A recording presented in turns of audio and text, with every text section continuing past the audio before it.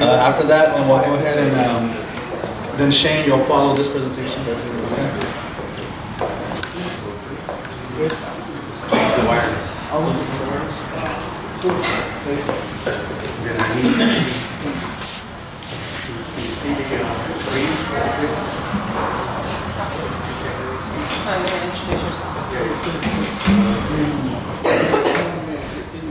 afternoon. You know, my many years teaching, I know that the first class after lunch is always the toughest because everyone starts to nod off, right?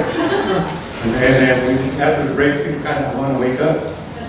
And then, like I said before, my name is Robert Johnson, and I work with a lot of programs there in the Gila River. And I'll let my coworker introduce herself.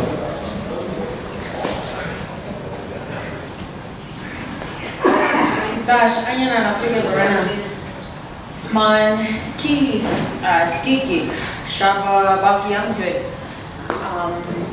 Man jikban amai Huhugam Heritage Center giyam.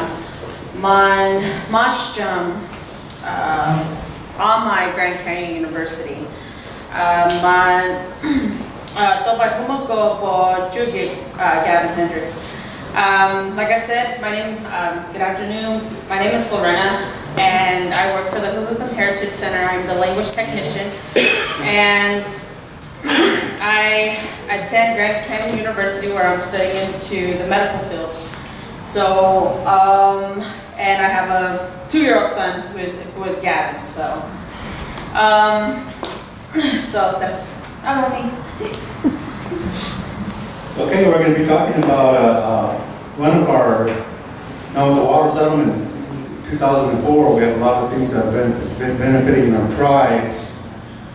One thing that I want to emphasize in this room is partnerships, partnerships, partnerships. We partnership with the Hekiu over there on the Gila River. We also have a partnership with the BIA. We have partnerships here with Arizona. We have other partnerships around the state. So you're going to see these partnerships develop during our presentation. This is going to be revitalizing our basket weaving tradition. This picture is from the called the Little Gila, just east of S-hu'huathkam. This is S-hu'huathkam, Hekiu, Nathos. This means the basket weavers, the things that they have already woven, Hekiu, Nathos, meaning we know him as, people know him as the Huhugam or the Huhugam. For ourselves, it's a more term of endearment. Is the Hekiu means the long ago people, the long ago relatives. And there again, they started weaving to make the wares to irrigate their farms. And as we know, that we've been here since time immemorial, starting with our ancestors. But back then, at the archaeological sites, they found evidence of weaving baskets and mats embedded in the mud. But there again, that weaving tradition goes back to millennia. Here, the ladies, they invented the wall and a bunch of different baskets for utilitarian use. And then also too, we have landscape pictures in the back. I always ask my community members, do you know where this picture is taken at? Give them a little bit of challenge. But that's one of the traditions that the ladies have developed. This is the honka. It's made out of arrowweed and mesquite tree bark, and it's a granary. And what it is, if you're familiar with the polchia, the arrowweed, it has a slightly aromatic menthol smell, and insects and rodents do not like that smell, so the ladies figured that they're going to make the granary baskets with the arrowweed. They go to kokoma. So there again, we're injecting language into a revitalization program. This one here is called a bashon. Can you say bashon? Bashon. Bashon. This one's here woven with wheat straw and mesquite tree bark. There again is another granary. And believe me, we're not trying to boil that little kid. You can see his head poking out of the photo. We're not trying to boil it or nothing. It's just a publicity, photo. And there again is part of our action plans in the background. Okay. say Purican Taichu. Purican Taichu. There again, some of the uses of the basketry is they winnow the grains. There again is one of our wheat fields. Our wheat from the Gila River community, we grow a variety called Desert Durum. It goes around the world.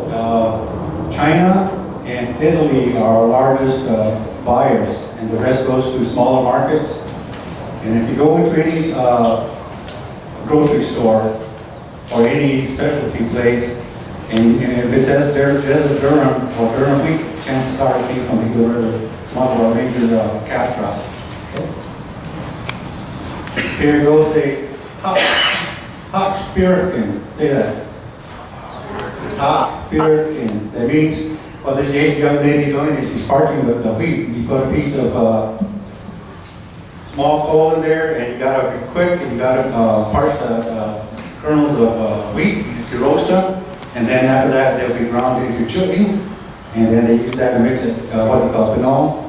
And there again, a background picture of our farming area. There again, utilitarian baskets, historical uses of our baskets, and we're bringing that tradition back. One thing that we have at the Heritage Center is basket collections. We have the J.O. Brazil basket collection that we purchased in 1997, 84 baskets. And what's really special about the Brazil basket collection is both Lorena and I, we have our great-grandparents. This is a group. Josephine Wiston, my great-great-grandmother, her baskets in our collections. And also J.O. Brazil wrote a book called Pima and His Basket back in 1923. And this photograph of her and Mrs. Brazil, which is really, it ties us to our past, because as we speak, my brother has his house just right behind on the horizon line where those trees are, on our land there in Baki, Joshua, District 5. And very important because he talked about, he actually talked with her and her daughter, my aunt, my great-great-aunt Lena. He talked with her, spoke to them, had one-on-one discussions with them, and took their pictures, and they invited them into their homes, and very important resource. And this one I'll let Lorena talk about, the next one. Oh, here's the basket at the Heritage Center. Okay, and then the next one. In 2006, the Brazil family came from California, and a lot of their families weren't aware that this collection existed. And what we did is we had the ceremony. We talked about the baskets, the historical importance, but also too the dancers, the basket dancers from District 2 from Huhugam. They came and they actually danced with all the Brazil baskets.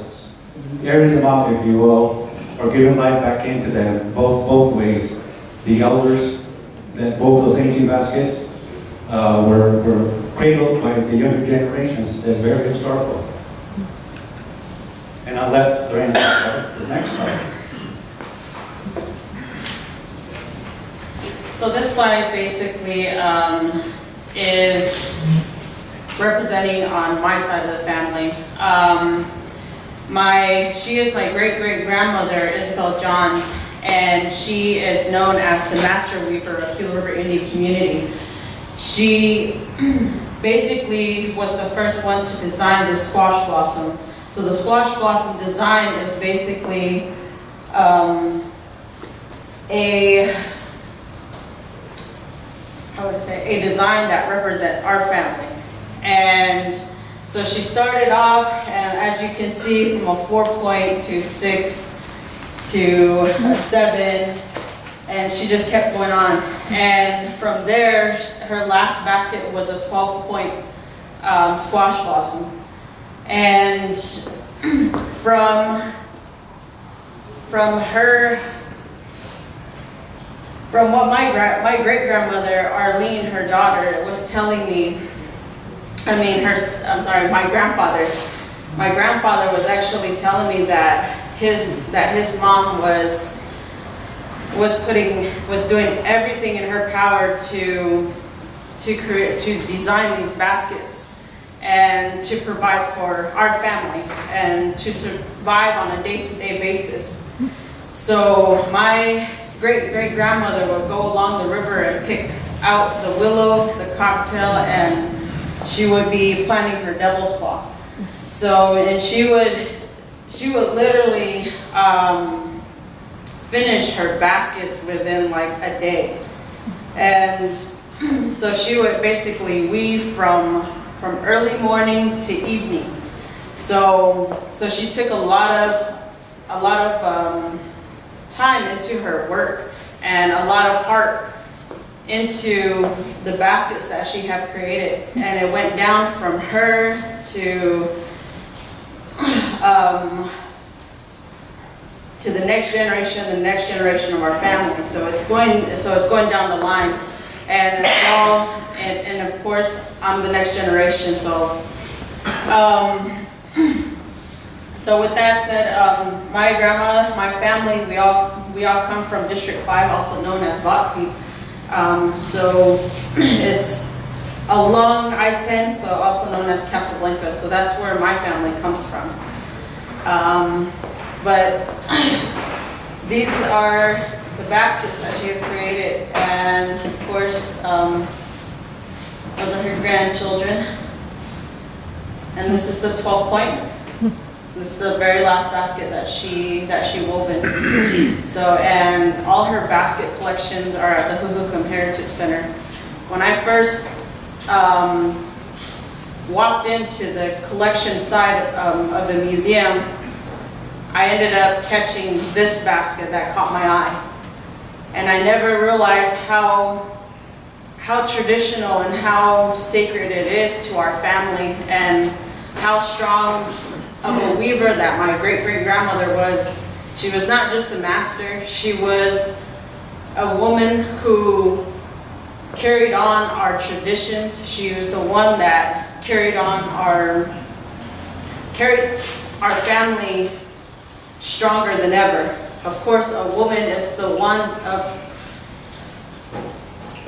that keeps the family together, because she is the backbone. She is the one that gives life. So I'm very honored to have my grandmother's baskets at the Huhugam Heritage. So.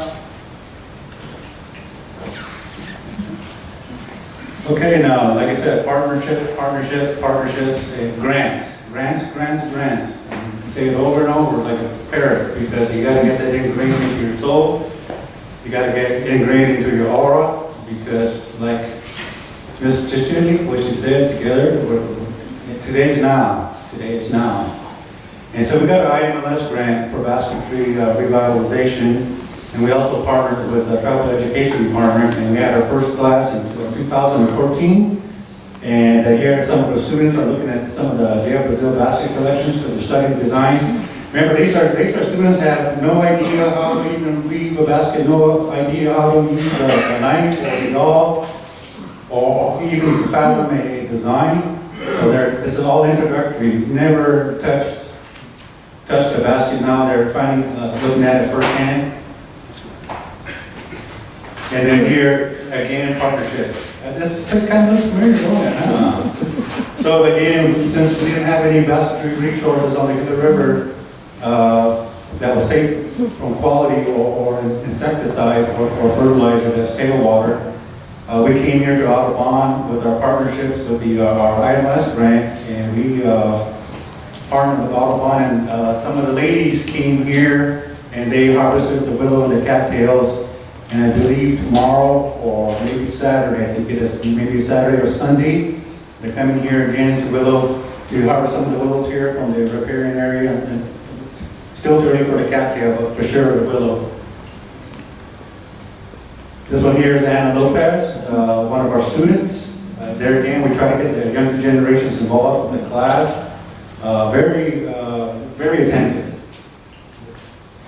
And this is our basket weaver class of 2014. And the basket you see as the graphic is actually made by one of our staff members. And these ladies now, they're bringing that tradition back. And they're going on to achieve their skills. It takes a long time to build that skill. Out of that, we started the basket weavers pond. We had a retention basin, the air concern, and the rains. All the drainage goes to the retention basins, so we started bringing in some willow cuttings and some cattail plugs. We planted them in our retention basin, and we used domestic water to keep them filled, to keep the plants alive. And then, here again, there's a nice vibrant community of southern cattail, what we call S-hu'huathkam. And then the willow we call Jewel, and then the devil's claw we call Gila. And then here again, we had invasive species come in and invade our catch basin, our weaver's pond. So there again, we partnered with the Gila River BIA fire crews, and they came and did a prescribed burn. And what happens is it got infested with Johnson grass. And we all know Johnson grass is the bane of the farming community, along with other invasive species. So we said, only way we can get rid of that seed head is to burn it. So we did. Okay. And now we also have the maintenance with the GRIC. There again, partnerships. Gila River Indian Irrigation and Drainage District. They came up there and they did the erosion control. Like there again, another strong partnership.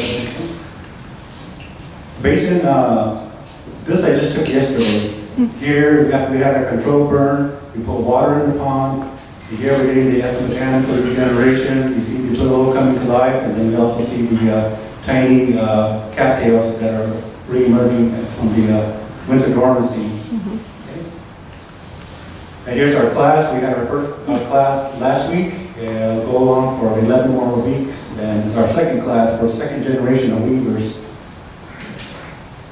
What we're also doing with the water is, you know, they grow the trees and they grow the mesquite forest. And what I'm doing for myself as an educator and teacher is I'm passing on my knowledge of master building that I was taught. Now, there's a what do you call a scholar point of view for what's called traditional ecological knowledge. Is for people that grew up being specialists in farming or fishing.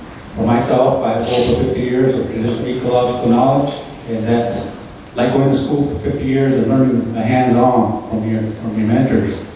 But that's what I'm passing on is with the BIA fire crews and with Russell here, Dr. Benford, we're teaching them to make the traditional structures so that the next generation to carry that on into the future. And then also,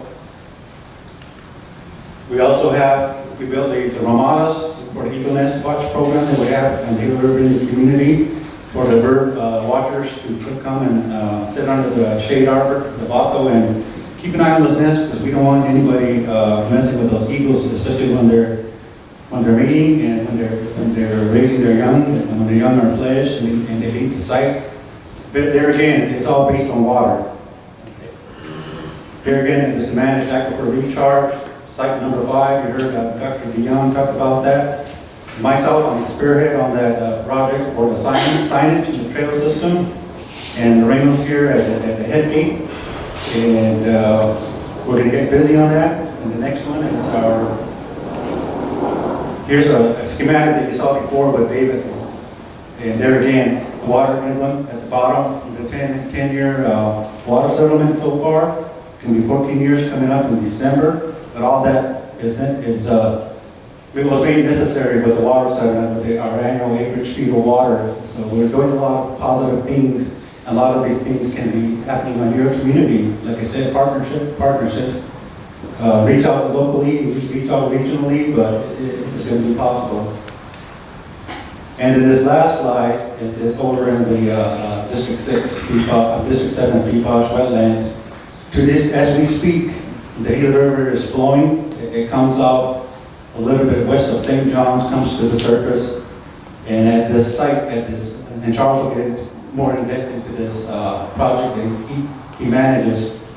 But that's about 40 feet wide and maybe 2.5 feet deep.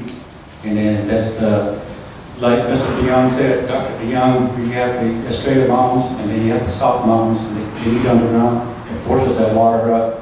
So right there, as we speak, that river is flowing. Hey, thank you.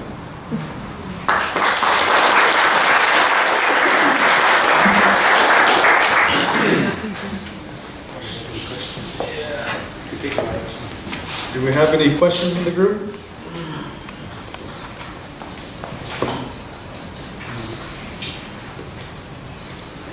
All right, another round of applause. Thank you.